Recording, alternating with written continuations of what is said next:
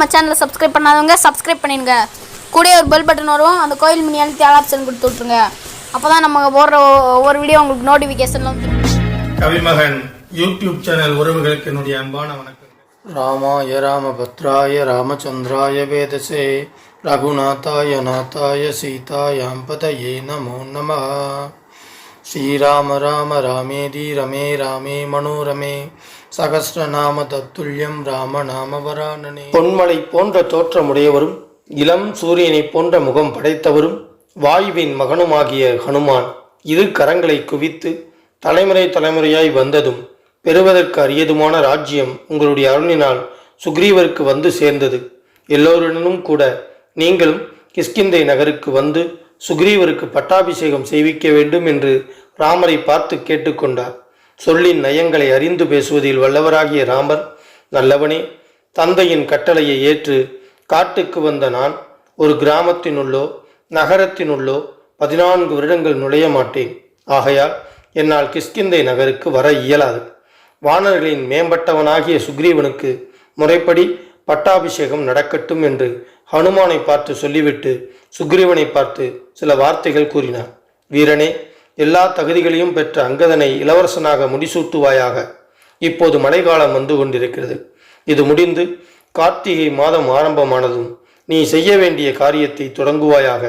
இந்த மழைக்காலத்தை நான் லக்ஷ்மணனுடன் இந்த மலை பிரதேசத்திலேயே கழிக்கிறேன். இப்போது நீ உன் அரண்மனைக்கு செல், முடிசூட்டிக்கொள், வானர்களின் மனதை மகிழச் செய். இப்படி ராமர் கூறிய பிறகு சுக்ரீவனும் மற்றவர்களும் அவரிடம் விடைபெற்று கிஷ்கிந்தைக்கு சென்றார்கள். அங்கே சுக்ரீவனுடைய பட்டாபிஷேகம் நடந்தேறியது. மந்திரங்கள் ஜெபிக்கப்பட்டன, ஹோமம் செய்யப்பட்டது.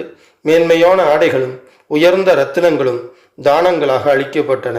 கஜன், கவாக்ஷன், கவயன், சரபன், கந்தமாதனன், மைந்தன், த்விவிதன், ஹனுமான், ஜாம்பவான், நலன் ஆகியவர்கள் புண்ணிய தீர்த்தங்களிலிருந்தும் சமுத்திரங்களிலிருந்தும் நீரை கொண்டு வந்து பொற்குடங்களினால் வேதங்களில் சொல்லப்பட்ட விதிமுறைப்படி சுக்ரீவனுக்கு அபிஷேகம் செய்தார்கள்.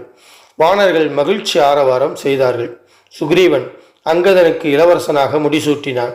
அப்போது அதுவரை வாலியை சார்ந்திருந்த வானர்கள் சுக்ரீவனை புகழ்ந்து கொண்டாடினார்கள்.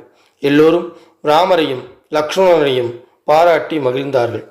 கிஷ்கிந்தையில் வாழ்ந்த மக்கள் குறைவற்று விளங்கினார்கள். நகரமே எழில் பொங்க விளங்கியது.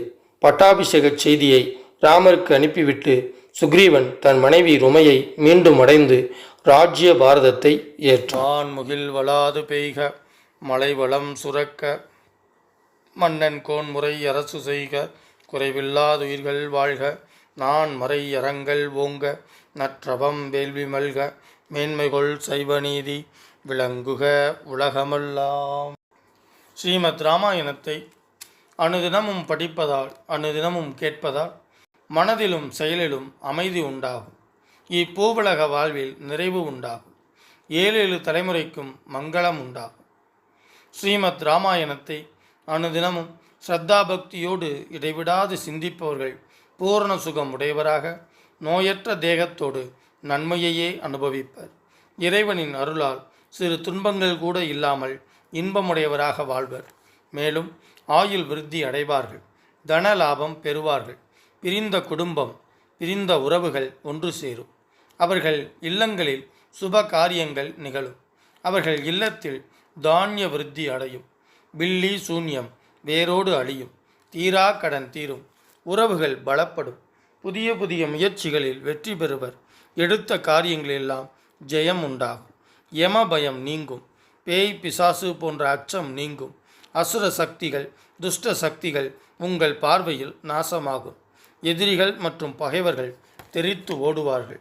எங்கெல்லாம் இராமாயண சப்தம் ஒலிக்கின்றதோ, எங்கெல்லாம் ஸ்ரீமத் இராமாயண சப்தம் ஒலிக்கின்றதோ, அங்கெல்லாம் மேகங்கள் உரிய காலத்தில் மழையை பொழியும். பூமி அதிக விளைச்சல் கண்டு செழித்து வளரும். பஞ்சம் பட்டினி இல்லாமல் இவ்வுலகம் செழிக்கும். மக்களுக்கு நலம் பெருகும். இம்மண்ணை ஆளும் அரசர்கள் அறவழியில் ஆட்சி நடத்துவார்கள். அதர்மமாய் ஆட்சி நடத்தினால் புகழை இழப்பார்கள். எக்காலத்திலும் பிராணிகளுக்கும் கற்றறிந்தவர்களுக்கும் நன்மையே உண்டாகும். கெட்டவர்கள் அனைவரும் நல்லவர்கள் ஆவார்கள். நல்ல உள்ளம் படைத்த பெரியோர்களும் சான்றோர்களும் அமைதியையும் ஆனந்தத்தையும் பெறுவார்கள். மனம் உருகி வேண்டுவதும் அவர்களுக்கு வேண்டியதும் கிடைக்கும். சுபகாரியம் நிகழும். மக்கட்பேறு அடைவர். வம்பு வழக்குகளில் பிரம்மாண்டமான வெற்றி கிட்டும். வாழ்வின் நிறைவில் பேரின்ப பேரளிக்கும் மோட்சம் கிட்டும். மூர்த்தி எல்லாம் வாழி எங்கள் மோனகுருவாளி, அருள் வார்த்தை என்றும் வாழி, அன்பர் வாழி பராபரமே. ஓம் சாந்தி சாந்தி சாந்தி. ஹரி ஓம். பாரதி சொன்ன மாதிரி 8 திக்குகளிலும் இந்த தமிழை கொண்டு சேர்க்க வேண்டும் அப்படின்னா நீங்க சப்ஸ்கிரைப் பண்ணணும், லைக் பண்ணணும், கமெண்ட்ஸ் பண்ணணும். நன்றி, வணக்கம்.